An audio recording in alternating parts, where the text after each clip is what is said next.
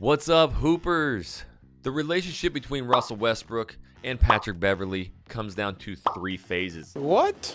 I've been in them. I've seen fist fights on the bus. I myself has gotten into scraps and brawls in practice because statisticians and people who sit behind a desk and never dribble the ball have no idea. And they're the ones who are creating this story about these two players. And yet you hear Patrick Beverly talk about he's the most excited he's ever been to play with Russell Westbrook. You see these two dudes together, I get it. It's going to be an incredible backcourt, or it's going to be one of the worst decisions that's ever happened in the NBA, and there is going to be knockdown, drag-out fights. I will give you the absolute 100% truth behind the psychology of NBA players going after the same position. It is inside the psyche of a player when you're sitting on the bench watching a player play your position. You wish bad things are going to happen. So if you want to hear some crazy psychology, make sure you make it to the end of this video. I am the NBA white guy. I talk all things NBA hoops from a hooper's perspective. And if you like that type of content, then make sure you're tapping that subscribe button so that you never miss a thing.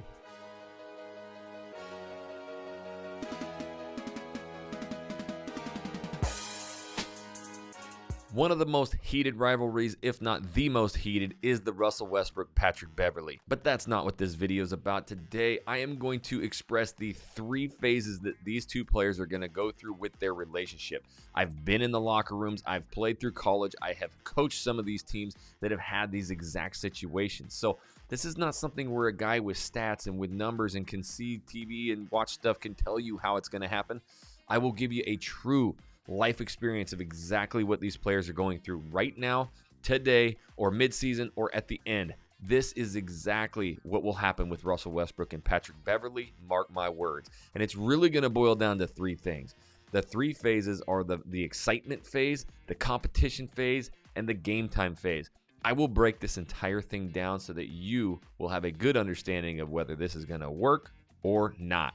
All right, so at this point, Patrick Beverly is a Los Angeles Laker, and Russell Westbrook has not left the building. So these two players are going to have to figure it out, or it's going to be an absolute disaster.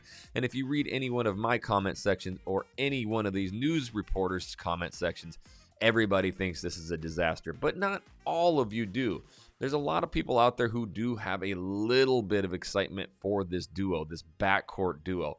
But it really boils down to three phases. Now, this is going to get into the mindset of a basketball player, a competitor. I will break down things that you've probably never heard of to really understand what's going on in this locker room.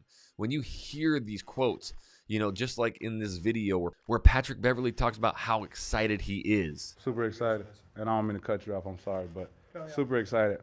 He even talks about how they are the perfect fit. And can they be? Absolutely. So let's break this down into a hooper's perspective.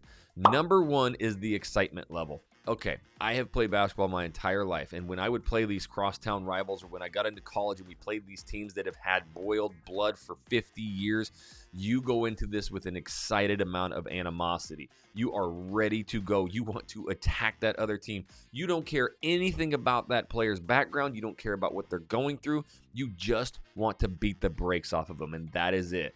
The one thing about Patrick Beverly, when you watch him, he is got a chip on his shoulder. He hears all the grumblings out there of the Dame Lillards and the Russell Westbrooks and all these point guards who are better than him. And he puts a target on their back and he attacks them. And he is a nuisance. But when you actually get to play alongside one of these players, it all goes out the window. I'll never forget playing our crosstown rivals. These are dudes that I absolutely hated. And when, you know, and even talking in high school and state, it was, you know, Jackson versus this guy, who's the best in the state. And when I played him, I wanted to kill him. But every summertime we got to play AAU, or during the end of the season, we got to play in these all-star games. And I couldn't wait to play with him. We were on the same team. I remember actually like going out of my way to give this guy an alley-oop pass. Like I just really wanted to win. And that's one thing that you don't get when you hear Patrick Beverly talk about, hey, I am excited about this. It's not fluff. These two are together now. When you get into that locker room, it is just something that changes inside of you. And now your dogs together, you really want to play. In college, we played a team that we had not beaten in 25 years. We went onto their court and we beat the brakes off of them. And after that, we got invited to go out and go party with them. And when they came to our court, They actually came in, they beat us, and we partied with them afterwards. Now, why do I tell this story? Because people who sit behind a desk do not understand that when the whistle blows and everything's done, it's go time. We're hoopers. We have the same mentality. I remember sitting there one time at like midnight with these dudes and be like, oh my God, I'm dabbing them up. I'm high-fiving them. I'm learning about them. And they're just hoopers at the end of the day. And if we played an end of season, all-star break, I went to battle with those dudes. So I get this perspective. And you guys out there might be like, oh my God, it's all fake. It's all fluff. No, I bet you those two are actually working together, but it's going to get crazier. I'm going to give you real life stories of what's going to happen, and it could go down a very negative spiral really quickly, because when competition really breaks in, that's when all things go out the door. Now, the competition aspect, here's where it's going to get very, very muddy. The number two thing about the Pat Bev Russell Westbrook relationship is the competition. Now, it's been stated out there that Ham is going to be playing both of these guys. Now, if these two are going to start together and play together, then I see it kind of working out, right? Now, it's a tiny backcourt. Neither one of them can really shoot that well. Now, you look at Pat Bev, and he shoots 40% and sometimes in the corner 45% from the three-point line, but he's not an absolute just knockdown shooter, right? A guy who just throughout his career averages 7, 8, 9 points a game.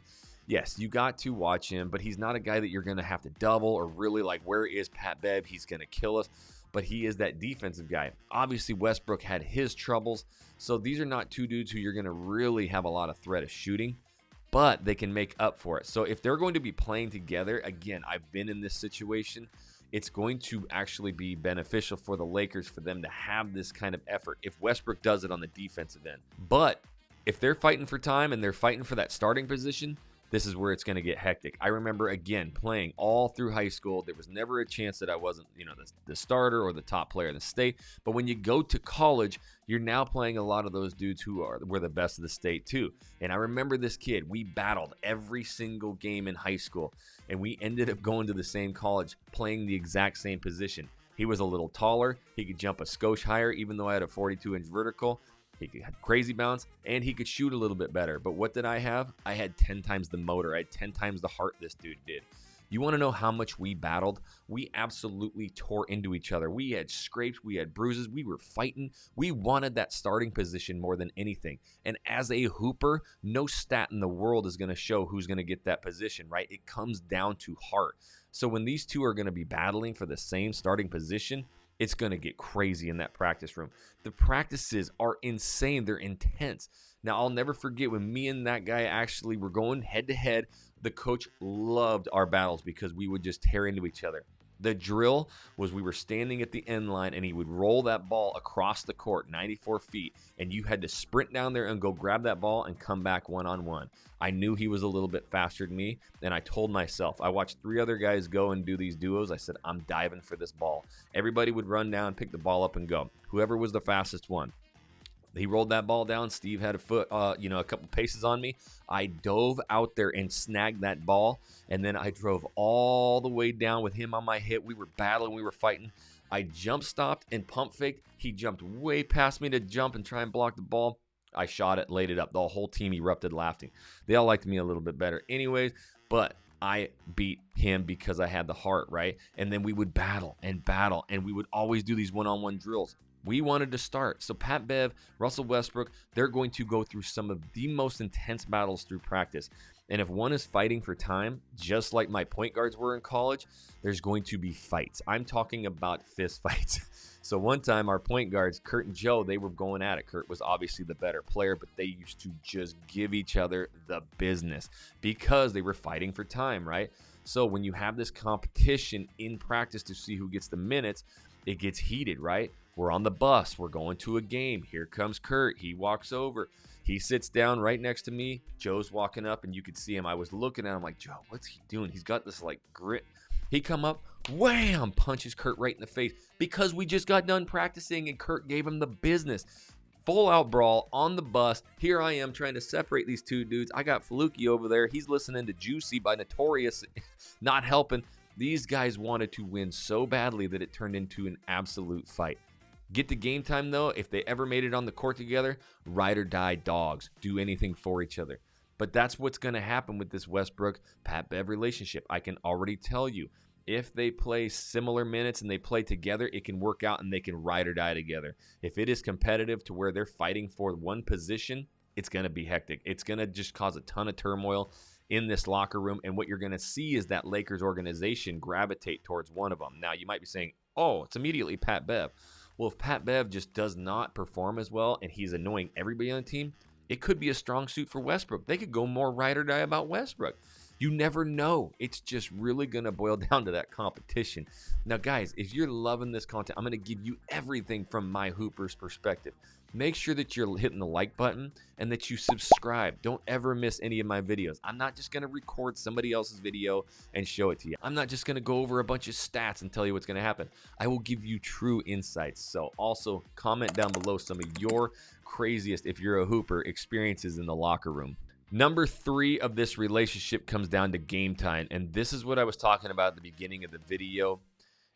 It's crazy what your mind goes through. Now, if you are a bona fide role player, right? If you are a bona fide just 8th man, 9th man, 10th man, hype man, you come in for a couple minutes and you're just happy to be a part of the team, then you don't really care. You're just excited. You're going to be the #1 cheerleader. Every team has one. We saw it in the bubble with JaVale McGee, Dwight Howard. These dudes sometimes wouldn't play entire games, but they bought into a role, and they on the bench were absolutely electric, right? That hypes up a team. But when you're in that 6, 7, 8-man rotation and you're not getting minutes, all you want to do is play, and you want to finish the game. And if you're not getting the minutes, here's exactly what's going to happen with these two. These two play side by side together 25, 30 minutes, and it works out. They're going to be ride or dies. They're going to be getting into teams' butts. I am telling you right now, they will be absolute pests. And if Pat Bev can instill this kind of dog into Westbrook, which he has, he's got an absolute motor and dog in him. But we got to get it on that defensive end. Turn him into a pest. This is a team that I would never, ever, ever want to face if these two dudes are getting after you and running fast breaks and getting steals and just pestering and pushing and all that. It's going to be crazy, right? That's what's going to be the benefit of the Lakers duo backcourt with these two players. But if Darvin Ham decides to start one of them and the other one isn't, I'm sorry. Here's exactly what happens. The guy that's sitting on the bench is going to be sitting there thinking, man, I hope this dude misses these shots. Man, I hope he throws the ball away. And unfortunately, you have thoughts. You never, ever, ever want this. And you may blow me up in the comments, but there's times that you wish that dude would just tweak his ankle so they had to sit the bench so that you got your minutes. I'm telling you, when you love basketball more than anything and you in your heart feel like you should be out there on that court, sick thoughts go through your mind. And so that's what's going to create this animosity too. And guess what? When Pat Bev's sitting at that scoreboard or Russell Westbrook's sitting at that scoreboard ready to check in for the other one, it's going to be animosity. They ain't going to high five. When you look over to that scoreboard and you know you're coming out, man, if it's not one of these like, oh my God, I'm tired, I need a break type things, you hate coming out.